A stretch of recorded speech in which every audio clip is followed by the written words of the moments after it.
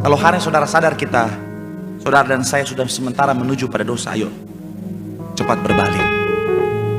Gak bisa Pak Pendeta, saya juga gak tahu. No. Dosa itu ada prosesnya. Gak mungkin tiba-tiba jadi dosa, betul ya? Seinstan-instannya mie instan.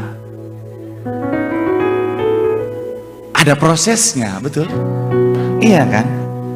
Apalagi dosa, ada prosesnya. Gak tiba-tiba langsung sadar, aku dalam dosa, enggak.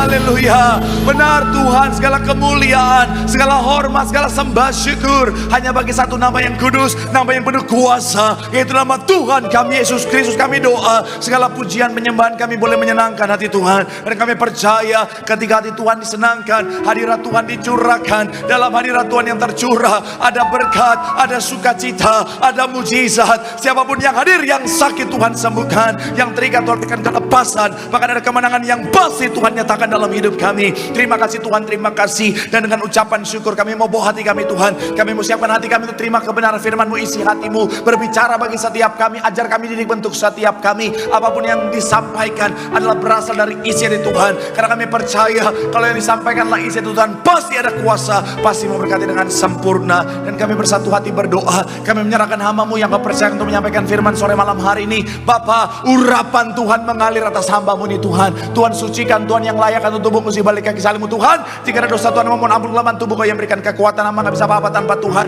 hamba gak layak tanpa Tuhan, hamba lemah tanpa Tuhan. Tapi karena kasih Tuhan, ada Tuhan, ada pengurapan Tuhan yang luar biasa. Tuhan menyucikan, melainkan memampukan, bahkan mengubahkan yang biasa jadi luar biasa untuk jadi berkat. Semua yang hadir pasti diberkati sempurna. Isi hati-Mu yang disampaikan, segala kemuliaan hanya buat Tuhan. Dalam nama Tuhan Yesus yang siap diberkati dengan sukacita, sama-sama kita katakan amin. Tepuk tangan yang paling meriah buat Tuhan. Silakan duduk saudara. Terima kasih buat setiap rekan-rekan yang sudah melayani dengan luar biasa. Dan dari mimbar ini saya mau sampaikan salam damai sejahtera. Shalom. Sekali lagi shalom. Haleluya. Dalam Tuhan ada sukacita, amin. Dan di mana ada sukacita pasti ada senyuman di wajahnya. Boleh sama-sama berikan senyuman dulu. Jumpai kanan kirimu, depan belakangmu, katakan mari bersukacita dalam Tuhan. Yuk minimal 2-3 orang, kiri kananmu, depan belakangmu, dengan senyuman yang paling manis. Walaupun tanggal tua. Haleluya. Ini lagunya biasanya udah di saatku tak berdaya, atau ku perlu Kau.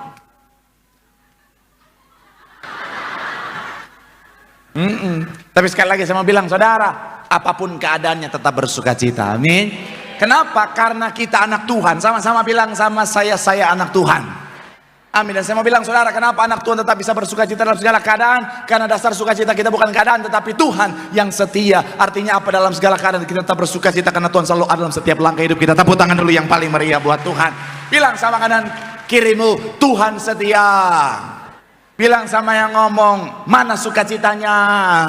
Bilang sama yang ngomong, ubur-ibur ikan lele, senyum dulu le. Tepuk tangan dulu yang paling meriah buat Tuhan. Haleluya.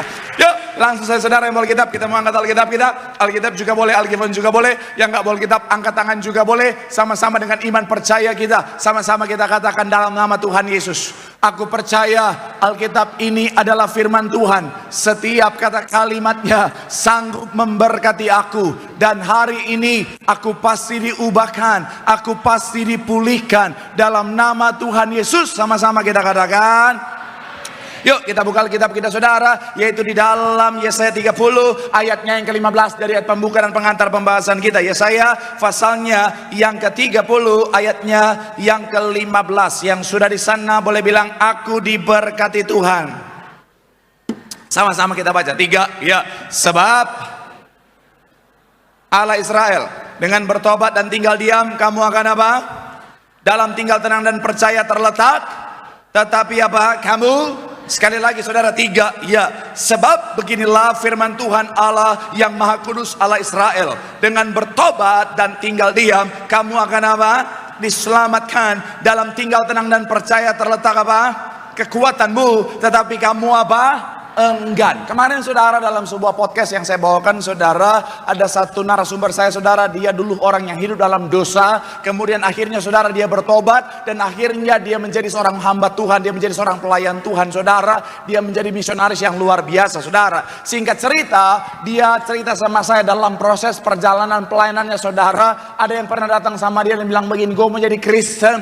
Kenapa gue jadi Kristen? Karena yang gue dengar dalam kekristenan itu ada kasih karunia, dan katanya kalau dalam kasih karunia enak jadi Kristen adalah apa? Bisa hidup seenaknya, bisa bikin dosa seenaknya, bisa bikin apapun yang kita mau dan tetap masuk surga katanya saudara. Saya mau bilang saudara, ini satu hal yang sangat mengerikan saudara, dan saya mau bilang ada banyak orang Kristen punya pemahaman yang salah tentang kasih karunia. Saya mau bilang saudara, Tuhan memang mengasihi kita, katakan amin. Saya mau bilang saudara, kasih Tuhan melebihi dari segala pelanggaran kita, katakan amin. Bahkan saya mau bilang saudara, Tuhan mengasihi kita saat kita masih berdosa saudara. Tapi saya mau bilang saudara, bukan berarti Tuhan membiarkan kita dalam dosa. Bukan berarti Tuhan akhirnya bilang apa, it's okay, tetaplah lakukan dosa. Saya mau bilang saudara, Tuhan tetap menuntut pertobatan. Sama-sama bilang sama saya, menuntut pertobatan. Mungkin saudara bilang sama saya, Pak Pendeta, akhir bulan khotbahnya keras banget. Saya percaya jemaat yang ada di tempat ini, jemaat Betos adalah jemaat-jemaat yang dewasa secara rohani. Amin. Dan memang tadi pagi saudara, ketika saya lihat, saya dengar suara gembala sesuai. Gembala sidang kita terkasih, Pendeta Darni Pariaji juga bicara tentang apa? Pertobatan saudara. Dan memang sekali lagi saudara, artinya Tuhan mau kita bertobat. Tuhan mau menegur kita. Kabar baiknya kalau Tuhan mau tegur, ada berkat yang Tuhan siapkan. Tepuk tangan dulu yang paling meriah buat Tuhan. Saya mau bilang sekali lagi saudara, ketika bicara tentang Tuhan memang mengasihi setiap kita, justru karena kasihnya dia menuntut yang namanya pertobatan. Saudara ingat perempuan yang kedapatan berzina, ketika dibawa di kaki Tuhan Yesus, Tuhan tidak menghukum dia. Tuhan menerima dia apa adanya, bahkan Tuhan menolong dia supaya tidak dihukum orang-orang pada saat itu. Tapi saya mau bilang saudara, apakah Tuhan membiarkan dia? No. Tuhan bilang apa? Pergilah dan jangan berbuat dosa lagi mulai dari sekarang. Tuhan menuntut pertobatan. Sama-sama bilang sama saya, pertobatan itu harus. Sama-sama bilang sama saya, pertobatan itu wajib. Kenapa? Karena sekalipun saudara dan saya orang Kristen, bahkan Kristen, tapi kalau nggak bertobat, pada hari terakhir Tuhan akan berkata, enyahlah kamu sekalian para pembuat kejahatan. Keras banget ya. Pak Pendeta bicara berkat dong. Token rumah lagi bunyi nih. Ting dung ding dung ding. Saya mau bilang sekali lagi saudara, Tuhan menuntut pertobatan. Supaya apa? Ketika kita hidup dalam pertobatan, ayat yang kita baca bagian awal tadi dikatakan apa saudara? Maka bertobatlah, boleh munculkan ayat awal. Dengan bertobat dan tinggal diam, kamu akan apa? Sama-sama bilang sama saya, diselamatkan. Nah mungkin saudara bilang sama saya, Pak Pendeta, saya tahu Pak Pendeta betapa pentingnya pertobatan, saya mau hidup dalam pertobatan, tapi masalahnya how Pak Pendeta, saya nggak tahu bagaimana caranya, apa yang harus aku lakukan. Saya mau bilang saudara, hari ini kita akan bahas satu judul khotbah saudara, buat saudara yang mungkin bingung apa yang harus saudara lakukan, atau mungkin saudara bilang sama saya, Pak Pendeta, saya tahu apa yang harus saya lakukan, tapi saya gagal terus Pak Pendeta, saya sudah bertobat tapi jatuh lagi. Saya mau bilang saudara, firman Tuhan hari akan menjadi jawaban buat saudara dengan judul khotbah. Tema besarnya adalah bicara tentang pertobatan. Sama-sama bilang sama saya, pertobatan. Lebih spesifik bicara tentang langkah menuju kehidupan yang berkenan di hadapan Tuhan, alias bicara tentang sukses dalam pertobatan. Doa saya melalui firman Tuhan hari kita akan belajar dari Daud, saudara dan saya akan hidup berkenan di hadapan Tuhan, sehingga hidupmu diberkati Tuhan. Kapanpun waktu Tuhan, kita akan pesta di sorga. Yang setuju boleh berikan tepuk tangan yang paling meriah dulu buat Tuhan. Haleluya, haleluya. So, apa langkah menuju kepada kehidupan yang berkenan di hadapan Tuhan? Yang pertama saya mencatat di sini saudara, belajar dari kisah Daud adalah menyadari dosa. Sama-sama bilang sama saya, menyadari dosa. Sama-sama bilang sama saya, sadar. Coba kita baca 2 Samuel 12 ayat 13. 2 Samuel pasal yang ke-12, yang di bold boleh selanjutnya ayatnya yang ke-13. Sama-sama kita baca saudara. 2 Samuel pasal yang ke-12 ayat 13. Sama-sama 3 ya. Lalu aku sudah Dan Nathan berkata kepada Daud, Tuhan telah apa? Engkau tidak akan apa? Yang menarik, Daud sudah jatuh dalam dosa, tetapi Daud karena responnya benar dan akhirnya dia berhasil dalam pertobatannya, dia akhirnya terbebaskan dari konsekuensi dari dosa. Bicara tentang maut, saudara, saya mau bilang saudara, kita akan belajar dari Daud bagaimana untuk apa saudara menuju kehidupan yang berkenan di hadapan Tuhan. Yang pertama adalah sadar akan dosa. Sama-sama sekali lagi bilang sama saya, sadar. Awalnya Daud nggak sadar dia bikin dosa, saudara. Iya, Daud awalnya seperti nggak sadar bahwa dia sudah bikin dosa, saudara. Makanya akhirnya apa? Karena dia nggak sadar dia sudah bikin dosa, akhirnya Nathan datang. Tuhan kasih hikmat untuk apa? Untuk menegur Daud. Diawali dengan apa, saudara? Dengan sebuah kisah. Ada orang kaya punya banyak. Ada orang miskin cuma punya satu-satunya. Tapi ketika orang kaya mau bikin acara, dia ambil satu-satunya milik dari orang miskin ini, saudara. Dan sebenarnya ini sementara mengarah kepada Daud yang sudah ambil istri dari Uria satu-satunya, yaitu Betseba, saudara. Tetapi pada saat itu Daud nggak sadar. Makanya Daud bilang apa? Oh, orang itu berdosa, orang itu harus dihukum, saudara. Padahal itu dia, saudara. Memang kecenderungan manusia, kalau orang lain salah kelihatan jelas. Tapi kalau diri sendiri salah, nggak sadar. Bahasa Ibraninya pura-pura mati. Iya kan? Makanya Tuhan pernah bilang dalam Matius 7 ayat 3 bilang begini, saudara. Matius 7 ayat 3, sama-sama kita baca. 3, iya. Mengapakah? Sedangkan balok di dalam matamu tidak engkau. Ada banyak orang, kalau orang lain salah dia kelihatan jelas. Oh, dari ujung kaki kepala, oh salah. Kalau dia salah, emang iya gue salah ya? Emang iya ya? Pernah lihat orang macam begitu? Pernah lihat gak? Kalau menyalahkan orang nomor satu, oh lu salah. Kalau dia, emang iya ya? Oh iya, emang iya ya? Emang ambil uang perusahaan emang salah ya? Soalnya gue lihat senior gue juga begitu.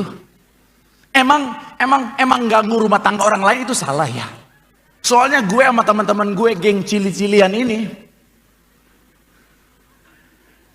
Cili-cilian, tahu cili-cilian? Yes. Ya, versi import. Kita biasa aja. Saya mau bilang, saudara, sadari dosa kita, saudara. Makanya selalu evaluasi diri kita, saudara. Kenapa? Karena menyadari dosa adalah kunci. Kita lihat sama-sama, saudara, quotes dari seorang yang bernama Santo Agustinus, saudara. Dia bilang begini, menyadari dosa adalah awal dari pertobatan. Sama-sama bilang sama saya, sadar adalah awal dari pertobatan. Artinya kalau kita balik, tanpa kesadaran tidak ada pertobatan. Dan C.S. Lewis bilang begini, saudara, orang yang tidak menyadari dosanya adalah orang yang sakit. Makanya selalu evaluasi diri. Kalau kita salah, evaluasi. Saatnya kita harus sadar. Sama-sama bilang sama saya, sadar. Bilang kanan kirimu, sadar. Bilang sama yang ngomong, itu awal mula pertobatan. Tepuk tangan yang paling meriah buat Tuhan. Haleluya. Yang kedua, apa langkah menuju kepada kehidupan yang berkenan di hadapan Tuhan? Yang kedua, belajar dari Daud adalah mengakui dosa. Sama-sama bilang sama saya, mengakui dosa. Sama-sama bilang sama saya, mengakui. 2 Samuel 12 tadi, saudara, sekali lagi ayat yang ke-13. Ayatnya yang ke-13, sama-sama kita baca. 3, ya.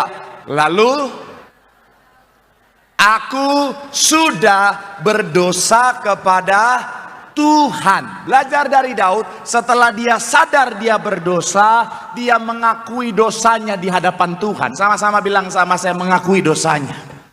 Amin. Apa itu mengakui? Kamus Besar Bahasa Indonesia bilang begini, saudara. Mengakui artinya membenarkan dalam tanda kurung tuduhan dan sebagainya terhadap dirinya, kemudian menerima dan menyatakan dalam tanda kurung bahwa dirinya salah atau keliru dan sebagainya. Dan yang selanjutnya menanggung akan apa? Konsekuensi dari kesalahan, saudara. Ini sejalan dengan 1 Yohanes 1 ayat 9 dulu kita baca, saudara. 1 Yohanes 1 ayat yang ke-9. Yuk sama-sama, 3, ya. Jika maka dan sama-sama bilang sama saya, mengaku dosa. Sama-sama bilang sama saya, Tuhan mengampuni, Tuhan menyucikan. Artinya kalau kita balik, kalau tidak ada pengakuan dosa, tidak ada pengampunan, tidak ada penyucian. Dan saya mau bilang saudara, kata mengaku bahasa aslinya adalah homologeo. Punya makna apa? Tidak menolak, tidak mengelak, atau bertanggung jawab. Sejalan dengan mengakui kata menurut sesuai dengan KBBI saudara. Dan saya mau bilang saudara, ini penting bagi setiap kita saudara. Kenapa? Karena sekali lagi, pengakuan dosa menurut C.S. Lewis bukanlah akhir dari segalanya, tetapi awal dari sebuah permulaan yang baru, yaitu apa? Pertobatan, kehidupan baru. Kemudian Bonhoeffer bilang begini, orang yang mengaku dosanya dengan sungguh-sungguh akan menerima pengampunan dari Tuhan. Sejalan dengan 1 Yohanes 1 ayat 9. Martin Luther bilang begini saudara, pengakuan dosa adalah tindakan kerendahan hati yang membawa kita lebih dekat kepada Tuhan. Saya mau bilang saudara, orang setelah sadar, dia harus mengakui dosanya di hadapan Tuhan. Karena dengan mengaku dosa, sama-sama bilang sama saya, ada pengampunan. Ada banyak orang sadar dia berdosa, tetapi dia tidak mau mengakui dia sudah berdosa. Apa maksudnya bicara tentang dia tidak mengakui, dan apa ciri-cirinya? Saya mau bilang saudara, orang kalau dia sadar dia berdosa tapi nggak mau mengakui, biasanya dia akan menyalahkan hal-hal lain di luar dia atas tindakan kesalahannya. Pernah dengar nggak ada orang berdosa udah salah, dia tahu dia salah, tapi dia bilang, iya saya salah tapi gara-gara dia. Iya saya salah tapi gara-gara keadaan. Iya saya salah tapi gara-gara si A, si B, si C dan lain sebagainya. Pernah lihat orang macam begitu saudara? Iya, dia sadar dia salah tapi nggak mau mengakui. Ada seorang ibu jadi pelakor. Iya. Terus dia bilang begini, saya jadi pelakor gara-gara suami saya. Dia buang saya, makanya saya jadi pelakor, saya rusak rumah tangga orang lain. Siapa yang salah menurut saudara?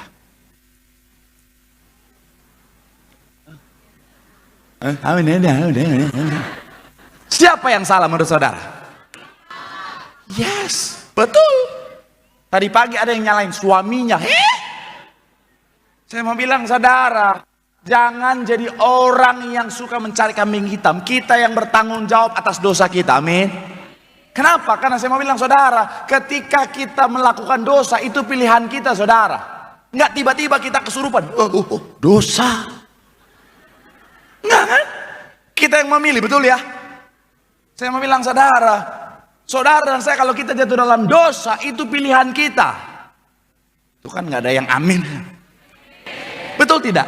Nggak ada yang tiba-tiba jatuh begitu saja saudara. Nggak ada yang tiba-tiba bikin dosa. Ada bicara tentang yang namanya pilihan. Tuhan saja ketika menciptakan kita ada decision maker. Tuhan anugerahkan kita free will saudara.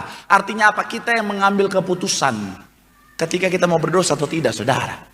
Jadi jangan seperti Adam dan Hawa. Memang manusia suka begitu saudara. Gampang cari kambing hitam. Ketika dia sakit, ketika dia apa-apa, pokoknya semua nyalahin. Oh Pak Pendeta. Paling banyak orang Kristen zaman sekarang nyalain siapa? Iblis.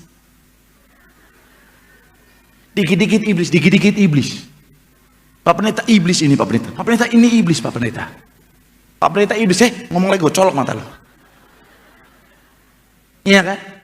Ada banyak orang Kristen sakit, nyalain iblis. Kolesterol tinggi, darah tinggi, asam urat. Iblis nih Pak Pendeta, serangan iblis. Iblis, kok gue? Lu yang rakus, kenapa gue? Iya, padahal dia yang makan babi terus dari pagi sampai malam. Pagi babi, siang babi, malam babi, bobok sama babi. Iya. Sampai babi lihat dia. Setelah sakit, tolong doakan Pak Pendeta, ini iblis. Iblis bilang, gua aja iblis nggak makan babi. Betul tidak? Menurut saudara iblis makan babi atau tidak? Enggak, kenapa?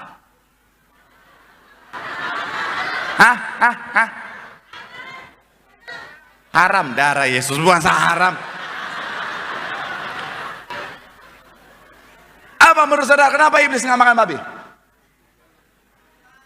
Vegetarian, apaan itu jawaban? Yang Alkitabiah apa? Mahal. Beli di Tambun murah. Yang sebelah sini, kenapa iblis nggak makan babi? kolesterol. Ya Tuhan Yesus, makin kesini makin nggak bener. Iblis nggak makan babi, dasar firman Tuhannya, karena dulu leluhurnya dimasukkan ke babi, betul ya? Makanya iblis paling takut sama orang Ambon, Batak, Manado, Papua. Iya, karena mau babi, mau ular, disikat semuanya, saudara. Iya kan, makanya kalau saudara lihat daerah yang paling jarang kesurupan itu Ambon, Batak, Manado, Papua. Iya kan? Pernah nggak saudara lihat orang kesurupan? Biasanya bahasa apa? Jarang tuh bahasa Ambon, Batak, Manado, Papua, jarang tuh. Jarang tuh kalau orang kesurupan. Sahadi dia. Oh, aing mau.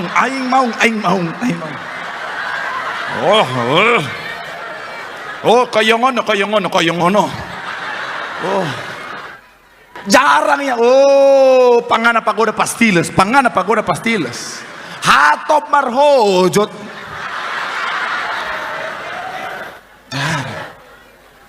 Iblis takut, saudara. Leluhur kita aja dimakan sama mereka.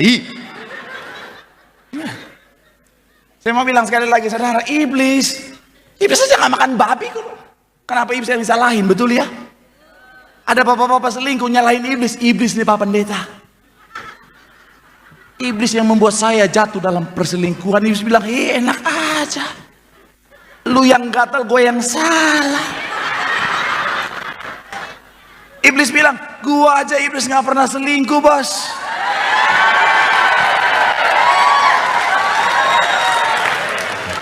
Kenapa iblis gak pernah selingkuh? Hah?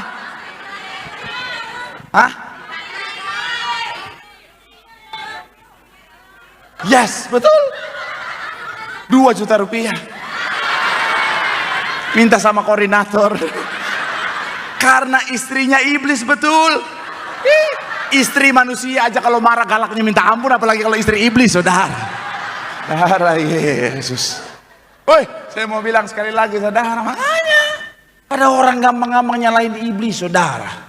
Memang manusia dari zaman dulu begitu. Ketika Adam jatuh dalam dosa kan, Tuhan, wanita yang kau berikan kepadaku. Hai Adam, wanita. Hai Hawa, ular. Hai ular.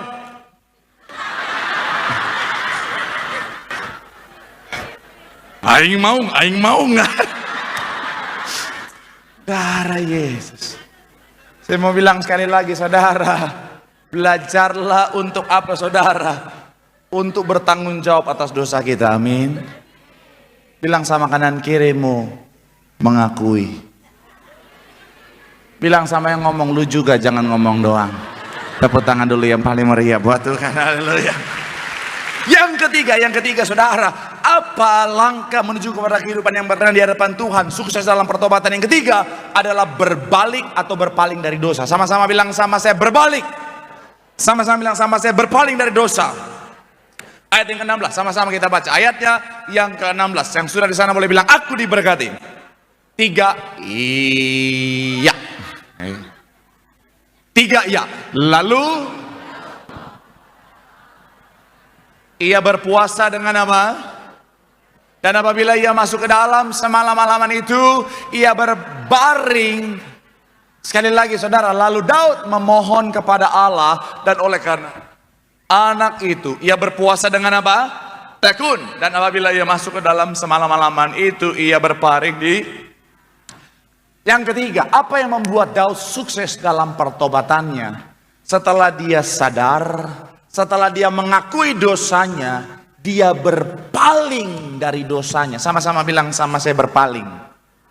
Awalnya Daud itu melihat dosa. Pikirannya, fokusnya tertuju kepada dosa. Tapi setelah dia sadar, setelah dia mengakui, dia berbalik. Untuk apa? Untuk fokus melihat Tuhan. Makanya dia berhasil hidup dalam dosa. Sedikit saya mengajak saudara untuk melihat gambar ini, saudara. Rancangan Tuhan adalah saudara dan saya menikmati sorga. Rancangan Tuhan adalah kita pesta dalam kerajaan sorga, kehidupan kekal. Tetapi karena dosa, hamartia, melenceng dari sasaran, yang darinya tadinya ke sorga, kita menuju pada kebinasaan kekal. Nah, Makanya orang ketika dia sudah ada dalam dosa, yang harus dia lakukan pertama kali sadar, dia sementara menuju kepada arah yang salah. Kemudian dia mengakui dosanya, tapi nggak cukup sampai di situ. Karena jika tidak, dia akan tetap menuju kepada dosa. Karena arah langkahnya menuju ke dosa, dia harus berbalik, berpaling. Saya mau bilang sekali lagi, saudara harus berpaling. Karena kalau tidak ya, saudara udah sadar berdosa, saudara sudah mengakui di hadapan Tuhan, Tuhan aku sudah berdosa. Tapi kalau saudara nggak berbalik, ujung-ujungnya jatuh lagi.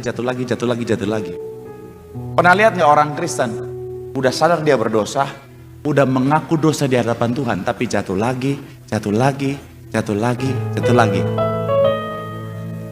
Banyak ya. Gak usah nunjuk yang lain, saya Pak Pendeta gitu. Makanya gak heran ada jemaat yang datang, Pak Pendeta tolong doakan, saya jatuh dosa. Ayo kita berdoa ya, dalam nama Yesus saya bisa bangkit dari dosa. Minggu depan datang lagi, Pak Pendeta saya jatuh dosa lagi.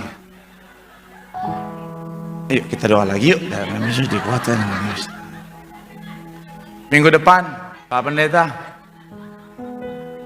ya biasa.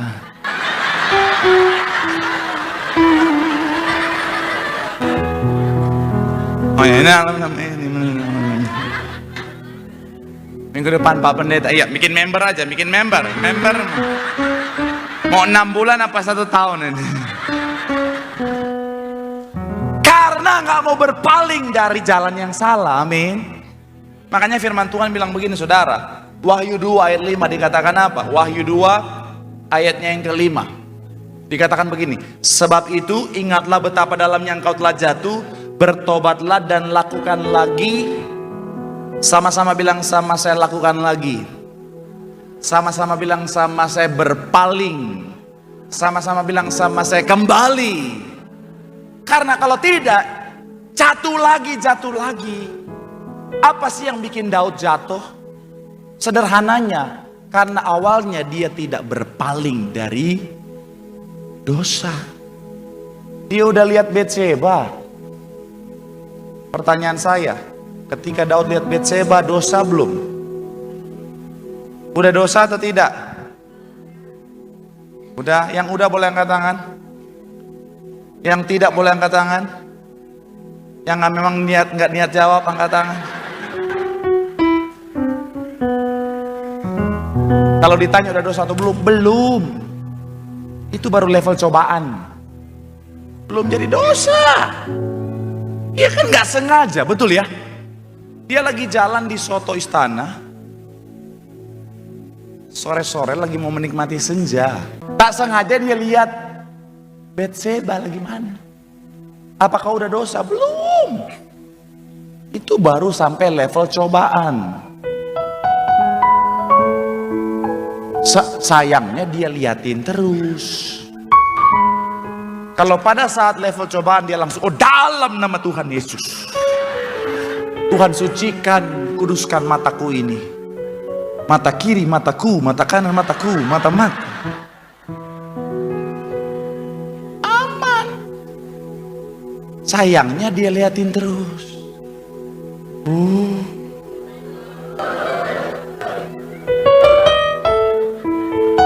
Awalnya nggak dosa karena nggak sengaja, kecuali dia udah lihat, oh jam 4, oh Betseba punya waktu ini, oh itu dosa. Kalau nggak sengaja nggak dosa, tapi karena dia biarin, dia liatin terus. Kalaupun di level ini dia langsung sadar dan berbalik, oh tidak, ini dosa, balik. Aman nggak dia? Aman. Sayangnya dia lanjut. Akhirnya dia suruh pengawal, panggil itu, panggil si hasianku.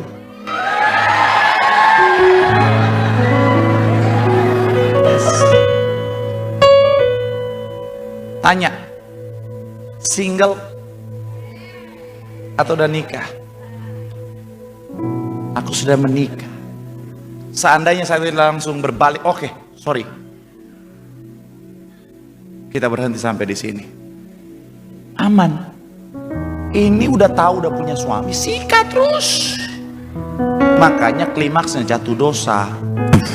Tapi yang membedakan, Yusuf berbalik dari dosa.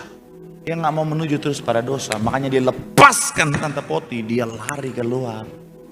Tapi kalau saudara bawa dirimu dalam dosa, tetap mengarahkan dirimu pada dosa, nggak mau berbalik, bisa jatuh. Karena saya mau bilang saudara, Tuhan mau kita berbalik. Kalau hari saudara sadar saudara dan saya sudah sementara menuju pada dosa, ayo cepat berbalik. Gak bisa Pak Pendeta, saya juga gak tahu. No.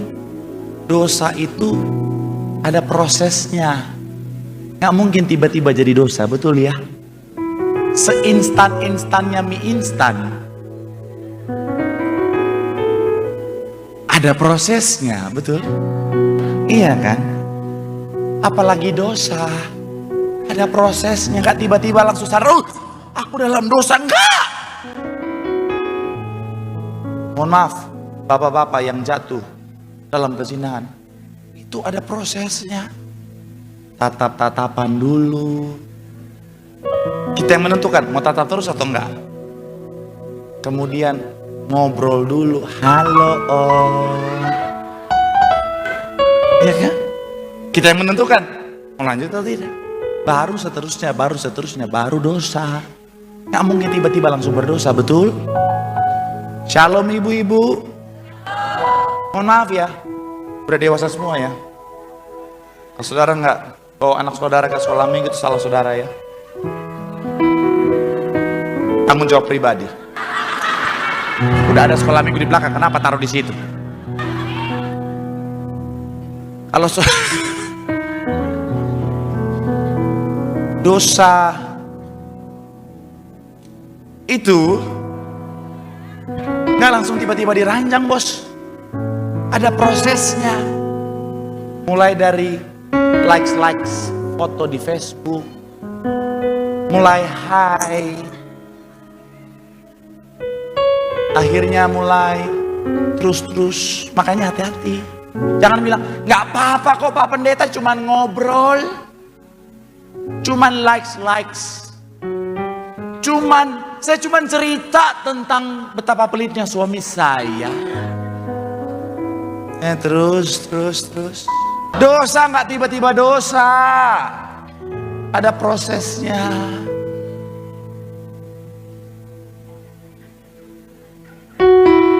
Sini dek, pegang tangan abang. Saya mau bilang buat anak-anak muda, kalau dia minta kiss bye aja.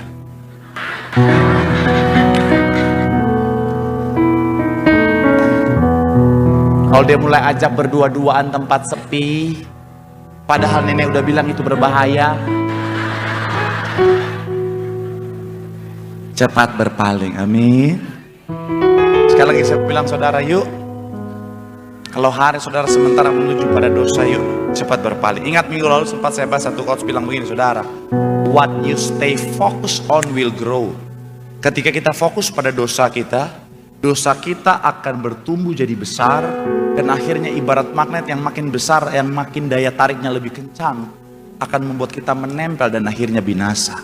Makanya hari ini arahkan pandanganmu kepada Tuhan, pandang Tuhan, supaya fokusmu yang tertuju kepada Tuhan akan membuat Tuhan makin besar dalam hidupmu, akan menarikmu pada kebenaran, pada berkat dan keselamatan yang Tuhan sediakan. Tepuk tangan sekali lagi yang paling meriah buat Tuhan. Bilang sama kanan kirimu, berpaling dari dosa, hidup dalam kebenaran. Di situ ada keselamatan, di situ ada berkat. Yang setuju boleh berikan tepuk tangan sekali lagi yang paling meriah buat Tuhan. Yang diberkati boleh lambaikan tanganmu. Tepuk tangan sorak-sorai yang paling meriah buat Tuhan.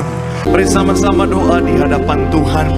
Firman Tuhan mengingatkan setiap kita bahwa kasih Tuhan luar biasa, tetapi pertobatan adalah sebuah keharusan. Mari hidup dalam pertobatan, mari berjuang hidup dalam pertobatan. Gembala sidang kita selalu ingatkan kita, mari berjuang pertobatan setiap hari dengan cara menyadari dosa. Yang kedua, mengakui dosa kita di hadapan Tuhan. Dan yang ketiga, berbalik atau berpaling dari jalan-jalan kita yang salah. Mari hari ini ketika kau sadar kau sudah salah dalam melangkah, arahkan kembali hati dan pikiranmu, langkahmu, kehidupanmu kepada Tuhan. Di situ ada pertobatan, di situ ada berkat, di situ ada keselamatan yang sudah Tuhan sediakan. Sambil angkat tanganmu di hadapan Tuhan, mari pandang Tuhan. Apapun keadaannya, pandang Tuhan.